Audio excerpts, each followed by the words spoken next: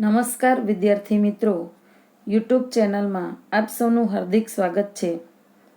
આજે આપણે ધોરણ 11 સંસ્કૃત પાઠ 14 ચતસ્રો વિદ્યા એટલે કે 4 વિદ્યાઓ આ પાઠનો પરિચય જોઈશું અને આ પાઠમાં કઈ 4 વિદ્યાઓ છે તેના વિશે માહિતી મેળવીશું. સંસ્કૃતના પ્રાચીન સાહિત્યને જોતા જણાય છે કે ત્યાં ધર્મનીતિની વિચારણા કરનાર ગ્રંથો, શાસ્ત્રોને ધર્મશાસ્ત્રની અંતર્ગત અને રાજનીતિની વિચારણા કરનારા ગ્રંથો, શાસ્ત્રોને અર્થશાસ્ત્રની અંતર્ગત મૂકવામાં આવે છે. આ પ્રકારના અર્થશાસ્ત્રમાં અત્યારે સૌથી વધારે પ્રસિદ્ધ આચાર્ય ચાણક્ય દ્વારા રચવામાં આવેલું આ કૌટિલ્ય અર્થશાસ્ત્ર છે. અહીંયા ચાણક્યના ઘણા બધા નામ પણ છે. કૌટિલ્ય, વિષ્ણુગુપ્ત એ પણ ચાણક્યના જ નામ છે અને એના નામ પરથી પણ એમણે રચેલા શાસ્ત્રોના નામ આપેલા છે. તો ચાણક્ય દ્વારા રચવામાં આવેલું આ કૌટિલ્ય અર્થશાસ્ત્ર છે. ઈસવીસન પૂર્વે લગભગ 300 વર્ષ પહેલા રચાયેલા મનાતા આ રાજનીતિ શાસ્ત્રના ગ્રંથે પોતાની અનેક વિશેષતાઓને કારણે અર્થશાસ્ત્રના પર્યાયનું રૂપ લઈ લીધું છે. અત્યારે અર્થશાસ્ત્ર એમ કહેતા આ કૌટિલ્ય અર્થશાસ્ત્ર એમ સમજાય છે. પ્રસ્તુત પાઠ આ કૌટિલ્ય અર્થશાસ્ત્રના પ્રથમ અધિકરણમાંથી, પ્રથમ વિભાગમાંથી લેવામાં આવ્યો છે. આ ગ્રંથની શૈલી વિશિષ્ટ છે. આમાં અમુક બાબતની ચર્ચામાં પ્રથમ તો પૂર્વ આચાર્યોના તે વિષયના મતોનો ઉલ્લેખ કરવામાં આવ્યો છે અને છેલ્લે આચાર્ય કૌટિલ્ય પોતાના મતને રજૂ કરે છે. પહેલાના જે આચાર્યો હતા એમણે પોતપોતાનો મત રજૂ કર્યો અને એમણે મત રજૂ કર્યા પછી અંતે આ આચાર્ય કૌટિલ્ય છે પોતાનો મત રજૂ કરે છે.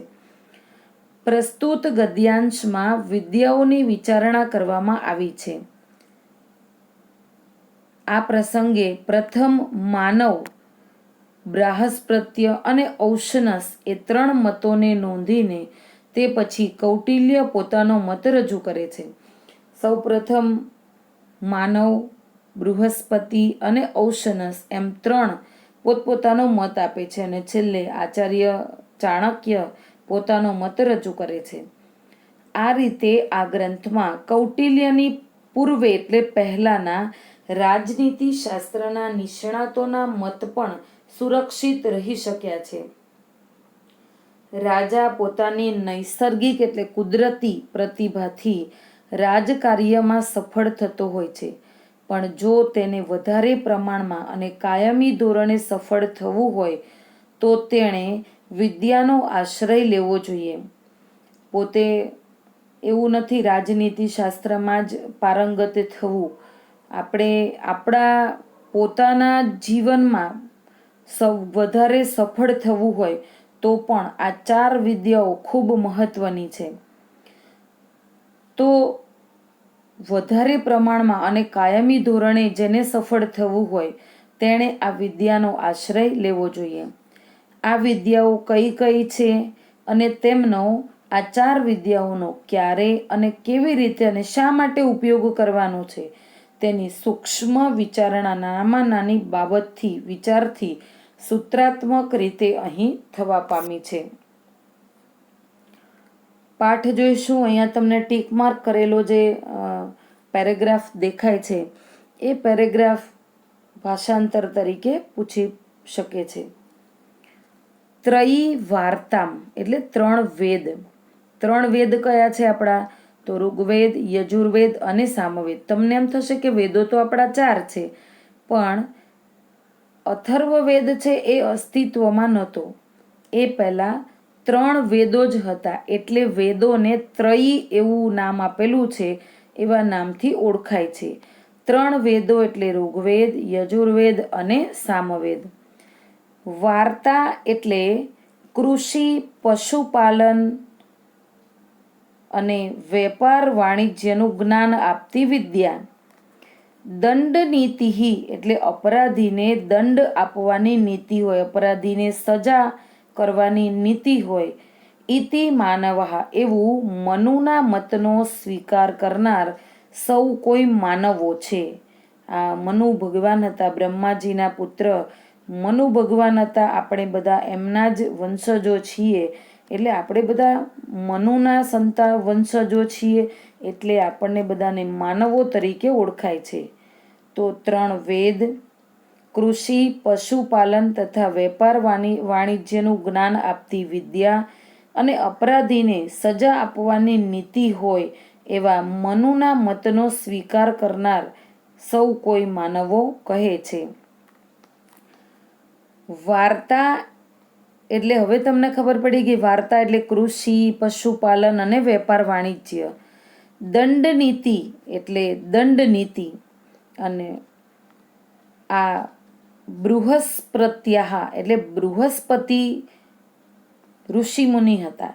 તો બૃહસ્પતિનો મત સ્વીકારનાર જે લોકો છે એ બધા બાર્હસ્પત્યો તરીકે ઓળખાય છે ને બાર્હસ્પત્યો કહે છે. દંડ નીતિ એકા વિદ્યા, આ દંડ નીતિ જ એક વિદ્યા છે એવું માનનાર દૈત્ય ગુરુ શુક્રાચાર્ય જે છે એ ઔશનસાહ, આ ઉસનસનો મત સ્વીકારનાર સૌ કોઈ કહે છે. ચતસ્ર એવ વિદ્યા, 4 વિદ્યાઓ છે. ઇતિ કૌટિલ્ય એવું આ કૌટિલ્ય ચાણક્ય કહે છે કે વિદ્યા 4 જ છે. તાહા ચ અને તે આન્વિક્ષિકી, આન્વિક્ષિકીનો અર્થ થાય યોગ્ય પરીક્ષણ દ્વારા, યોગ્ય પરીક્ષણ કરી અને સત્ય દર્શન કરાવતી વિદ્યા. એમાં તર્ક વિદ્યા હોય અથવા તો હેતુ વિદ્યા પણ હોઈ શકે.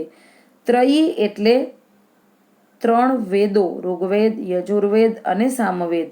વાર્તામ એટલે કૃષિ, પશુપાલન અને વેપાર વાણિજ્ય. દંડ નીતિશ્ચ એટલે દંડ નીતિ. સાંખ્યમ યોગો, સાંખ્ય એટલે પ્રકૃતિ અને પુરુષનું વિવેચન દર્શાવતું દર્શનશાસ્ત્ર. યોગો એટલે અષ્ટાંગ યોગ, જે પતંજલિ ઋષિએ રચેલું છે તે દર્શનશાસ્ત્ર અને ન્યાયશાસ્ત્ર. એ આન્વિક્ષિકી એટલે આન્વિક્ષિકી છે. ધર્મ અધર્મો ત્રયાયામ, ધર્મ અને અધર્મ. કર્તવ્યમ અર્થો અનર્થો, અર્થ અને અનર્થ. વાર્તાયામ કૃષિ દ્વારા પ્રાપ્ત થતું યોગ્ય અને અયોગ્ય એવું ફળ. ધન વાર્તા નામની વિદ્યામાં છે. નયા અપનયો દંડ નીત્યાયામ, ન્યાય અને અન્યાય એ દંડ નીતિ વિશે છે. બલાબલે ચેતસાનામ, સબળ અને નિર્બળ એમનું હેતુભિહિ આન્યાય વડે અન્વિક્ષાણામ પરીક્ષણ કરાતી વિદ્યા. તે આન્વિક્ષિકી એટલે આન્વિક્ષિકી છે. સા આન્વિક્ષિકી, તે આન્વિક્ષિકી વિદ્યા છે એ લોકસ્ય ઉપસ્કરોતી, લોકો ઉપર, સમાજ ઉપર ઉપકાર કરે છે. ઉપસ્કરોતી એટલે ઉપકાર કરે છે. વ્યસને એટલે આપત્તિમાં, કોઈ મુશ્કેલી આવી પડે ત્યારે. અભ્યુદયે ઉન્નતિમાં. બુદ્ધિમ અવસ્થાપયતી, એના વિચારને, નિર્ણયને સહજ રીતે સ્થાપયતી એટલે સ્થાપિત કરે છે. પ્રજ્ઞા વાક્ય ક્રિયામ, વિચાર, વચન અને ક્રિયામ એટલે કર્મમાં રહેલી વૈશારદ્યમ નિપુણતાને ચ કરોતી સંપન્ન બનાવે છે. સામર્ગ્ય એટલે સામવેદ, યજુર્વેદા એટલે યજુર્વેદ, અસ્ત્રયી એટલે એ 3 સામવેદ, ઋગ્વેદ અને યજુર્વેદ એ 3 ત્રયી છે. ત્રય્યા હિ ખરેખર, હિ એટલે ખરેખર, ત્રય્યા એટલે ત્રયી વડે રક્ષિતો લોક રક્ષાયેલો સમાજ, પ્રસિદતી પ્રસન્ન રહે છે, ન સિદતી દુઃખી થતો નથી. કૃષિ પાશુપાલ્ય કૃષિ કાર્ય અને પશુપાલન તથા વાણિજ્ય આ વેપાર વાણિજ્ય એ વાર્તા એટલે વાર્તા છે. ધાન્ય પશુ હિરણ્ય ધાન્ય એટલે અનાજ, પશુ એટલે પશુ, હિરણ્યમ એટલે સોનું, કુપ્યમ એટલે તાંબુ અને વિષ્ટિ એટલે વિષ્ટિ આ ઉદ્યોગ છે, વ્યવસાય આપતી હોવાથી પ્રદાના ઔપકારિકી એટલે આ બધી અનાજ, પશુ, સોનું, તાંબુ, વિષ્ટિ એટલે કે ઉદ્યોગ વગેરે વ્યવસાય આપતી હોવાને કારણે આ વાર્તા છે એ ઉપકાર કરનારી છે. આન્વીક્ષિકી ત્રયી વાર્તા નામ. આન્વીક્ષિકી એટલે પરીક્ષણ દ્વારા સત્ય દર્શન કરાવતી વિદ્યા. ત્રયી એટલે 3 વેદો, ઋગ્વેદ, યજુર્વેદ, સામવેદ. અને વાર્તા નામ એટલે કૃષિ, પશુપાલન અને વેપાર વાણિજ્યનું યોગક્ષેમ સાધનો દંડ. આવું જ્ઞાન આપતી વિદ્યાના યોગક્ષેમના સાધનવાળો દંડ છે. તસ્ય નીતિ દંડ નીતિ, તેની નીતિ દંડ નીતિ છે. સાચ અને તે દંડ નીતિ અલબ્ધ લાભાર્થમ અપ્રાપ્ય વસ્તુને મેળવી આપનાર, વસ્તુ મળવાની જ નથી તેમ છતાં એ મેળવી આપનારા દંડ નીતિ એવી વિદ્યા છે કે કોઈ વસ્તુ પ્રાપ્ત થવાની ન હોય તો પણ એ મેળવી આપનાર હોય. લબ્ધ પરિરક્ષિણી પ્રાપ્ત વસ્તુનું રક્ષણ કરનારી, જે વસ્તુ આપણને પ્રાપ્ત થઈ છે, મળી છે એનું રક્ષણ કરે છે. રક્ષિત વિવર્ધિની રક્ષાયેલા લાભ કે વસ્તુને વધારનારી. વૃદ્ધસ્ય તીર્થેસુ તેમજ વૃદ્ધિ પામેલાને તીર્થરૂપ પ્રતિપાદની ચ પવિત્ર સ્થળોમાં યોગ્ય રીતે પ્રસ્થાપિત કરી આપનારી છે. તસ્ય અયમ યત્તા તેમાં લોકવ્યવહાર, લોકયાત્રા એટલે લોકવ્યવહાર, આયત્તા એટલે રહેલો છે. તસ્માત એટલે તેથી, રાજા એટલે રાજાએ આલોક યાત્રાર્થી આપવામાં સતત, નિત્યમ એટલે હંમેશા, ઉદ્યત દંડ સ્યાત તૈયાર રહેવું જોઈએ. રાજા એટલે રાજા વાર્તયા વાર્તા વડે, પ્રાપ્તેન કોશેન પ્રાપ્ત ધનરાશિ દ્વારા. રાજા આ કૃષિ, પશુપાલન અને વેપાર વાણિજ્યથી જે પ્રાપ્ત થતું ધન છે એના દ્વારા પ્રજાયામ પ્રસ્થાપિતેન પ્રજામાં નિયત કરેલા, દંડેન એટલે ધનથી, ચ સ્વપક્ષમ આ પોતાના સમુદાયને, અને પરપક્ષમ એટલે પારકા સમુદાયને એટલે પારકા પક્ષમાં રહેલા શત્રુને વશી કરોતી એટલે વશ કરે છે. આન્વીક્ષિકીમ એટલે આન્વીક્ષિકી અને ત્રયીમ એટલે ત્રયી વિદ્યા. તેણે વિદ્યામ શિષ્ટેભ્ય ઉપયુજિત. આ શિષ્ટ એટલે જે પ્રબુદ્ધ લોકો છે, જાણકાર લોકો છે, તજજ્ઞ લોકો છે એવા લોકો પાસેથી વિદ્યા મેળવવી જોઈએ. આન્વીક્ષિકી વિદ્યા પણ એવી છે. અને ત્રયી એટલે 3 વેદો, આ એવી વિદ્યા છે કે જે એ વિષયમાં ઊંડું જ્ઞાન ધરાવતા હોય એવા લોકો પાસેથી આ વિદ્યા પ્રાપ્ત કરવી જોઈએ, વિદ્યા મેળવવી જોઈએ. વાર્તામ અધ્યક્ષેભ્ય ઉપયુજિત.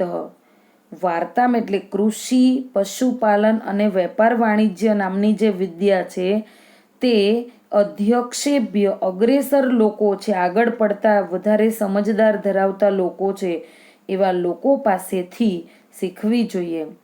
દંડ નીતિમ એટલે દંડ નીતિને વક્તુમ પ્રયોક્તૃભ્ય પ્રવચન અને પ્રયોગમાં કુશળ હોય એવા લોકો પાસેથી ઉપયુજિત એટલે પ્રાપ્ત કરવી જોઈએ. વિદ્યાર્થી મિત્રો, આ વિડીયોમાં આપણે આ પાઠનો પરિચય જોયો અને આ પાઠનું ભાષાંતર જોયું.